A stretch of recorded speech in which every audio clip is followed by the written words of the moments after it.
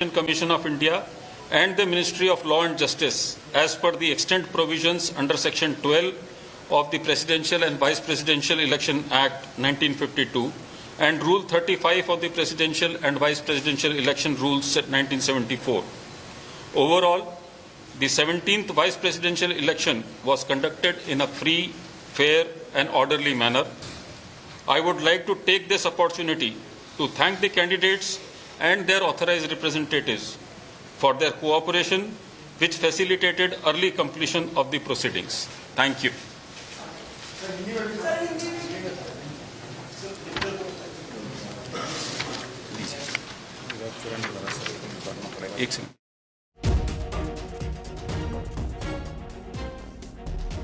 CP Radhakrishnan की जीत हुई है और एनडीए उम्मीदवार सीपी राधाकृष्णन की जीत हुई। ये बड़ी जानकारी इस वक्त आपको दे रहे हैं। सुबह से ही वोटिंग हो रही थी और फिर उसके बाद वोटों की गिनती शुरू हुई, जिसके बाद अब सीपी राधाकृष्णन की जीत हुई है, जैसा कि पहला ही अनुमान था और बहुमत थी, उसके आधार पर यही बात सामने आ रही थी। और अब राधाकृष्णन के नाम पर मुहर भी लगी है।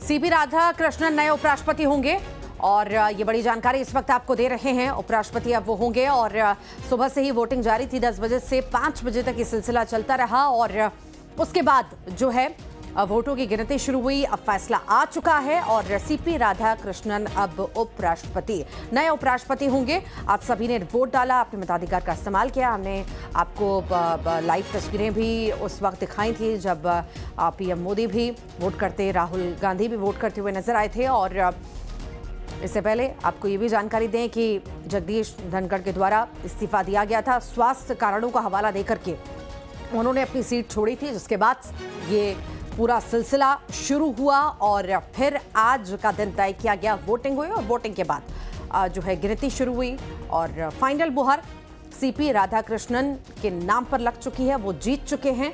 विपक्ष के भी सुदर्शन हारे हैं और 442 वोट जो हैं राधाकृष्णन को मिले हैं और अब नए उपराष्ट्रपति वो होंगे।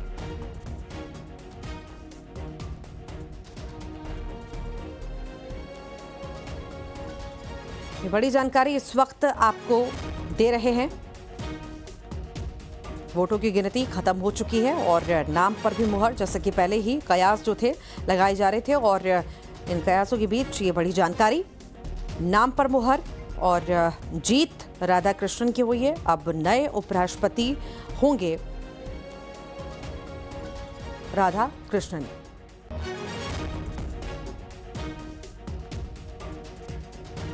तो आपको जानकारी दे दें कि जगदीश धनखड़ के द्वारा इस्तीफा दिया गया, स्वास्थ्य कारणों का हवाला दिया गया। आपने उससे पहले कई बार देखा था सदन में बहसबाजी भी लंबी होती थी, गहमा गहमे भी देखते थे और इसके बाद जो है अचानक से उन्होंने इस्तीफा दिया। इस्तीफे के बाद खूब सियासत भी हुई इस पूरे ही मामले को लेकर के, उपराष्ट्रपति के इस्तीफे को लेकर के, और उसके बाद जो है वो अपने स्वास्थ्य पर ध्यान देने लगे और फिर दोनों ही तरफ से जो है अपने अपने उम्मीदवार तय किए गए, नामों की घोषणा की गई और आज का दिन 9 सितंबर का दिन तय किया गया कि आज वोटिंग होगी और आज वोटिंग हुई और कुछ ही देर में यह फैसला भी आ गया। 442 वोटों से जो है अब राधाकृष्णन जीते हैं। 452 वोटों से वो जीते हैं।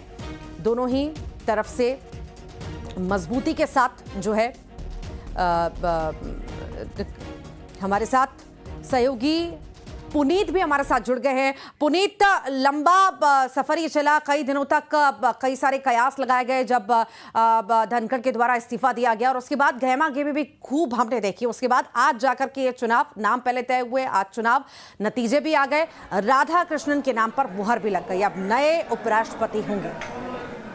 बिल्कुल 452 वोट जो जानकारी है उसके आ रही है, उसके मुताबिक 452 वोट उन्हें हासिल हुए हैं और सीपी राधाकृष्णन जो हैं 152 वोटों से उन्होंने जीत जो है वो दर्ज कर ली है और एनडीए की ये बड़ी जीत है।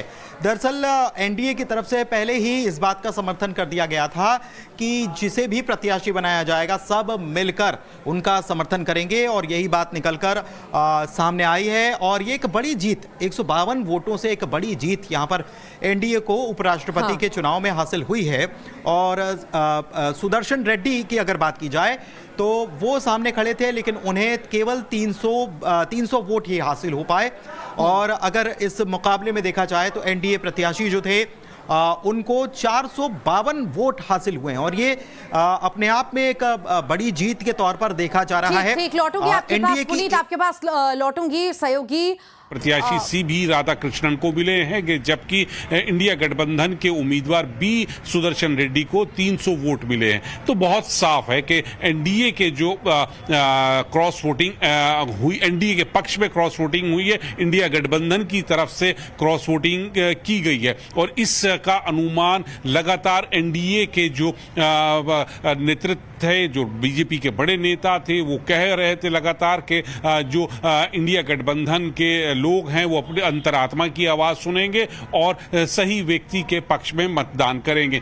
अब किसने मतदान किया, क्रॉस वोटिंग किसने की, ये बात की चीज है, लेकिन फिलहाल जो आंकड़े हैं वो यही बताते हैं कि एनडीए के उम्मीदवार सीपी राधाकृष्णन को इंडिया गठबंधन की तरफ से भी वोट मिले हैं। उनको जो टोटल वोट मिले हैं 452 वोट मिले हैं। उनकी जीत पहले से तय थी, इसको लगाया जा रहा था क्योंकि आंकड़े उनके पक्ष में थे, लेकिन 452 का आंकड़ा जो सामने आया वो साबित कर रहा है कि इंडिया गठबंधन की तरफ से भी क्रॉस वोटिंग की गई है और सीबी राधाकृष्णन के पक्ष में मतदान हुआ है। तो एक ये बड़ी हार है और वैसे इस हार के लिए एनडीए इंडिया गठबंधन के जो लोग हैं वो पहले से तैयार थे क्योंकि पहले से ही सबको पता था कि आंकड़े क्या रहेंगे, स्थिति क्या रहेगी और वो ही स्थिति अब सामने आ चुकी है। परिणाम घोषित हो चुके हैं। 15वें उपराष्ट्रपति हमारे सीबी राधाकृष्णन हैं। जी ठीक सहयोगी पुनीत हमारे साथ लगातार जुड़े हुए हैं। पुनीत, लगातार ये कयासों का दौर चल रहा था कि क्रॉस वोटिंग तो होगी, हमेशा ही हम इन चुनावों में हमने देखा है क्रॉस वोटिंग की स्थिति बनती है। हालांकि अपनी अपनी पार्टियों के द्वारा जो है नेताओं को कहा गया था कि अपने विवेक का इस्तेमाल करें, पर ऐसा होता हुआ शायद दिखाई नहीं दिया। पुनीत, क्रॉस वोटिंग की जो जानकारी निकलकर सामने आ रही है इसमें 15 लोगों ने क्रॉस वोटिंग की है। विपक्ष के 15 लोग हैं जिन्होंने क्रॉस वोटिंग की है। तो आप इससे समझ लीजिए कि क्या परिस्थितियां यहां पर बनी हैं और ये जिसको मैं साफ तौर पर आपको ये बता रहा था कि बार बार बीच में ये खबरें जो कहीं ना कहीं सोशल मीडिया पर ये भ्रम फैलाने की कोशिश इसे हम कहेंगे क्योंकि अब तो नतीजे जो हैं वो ये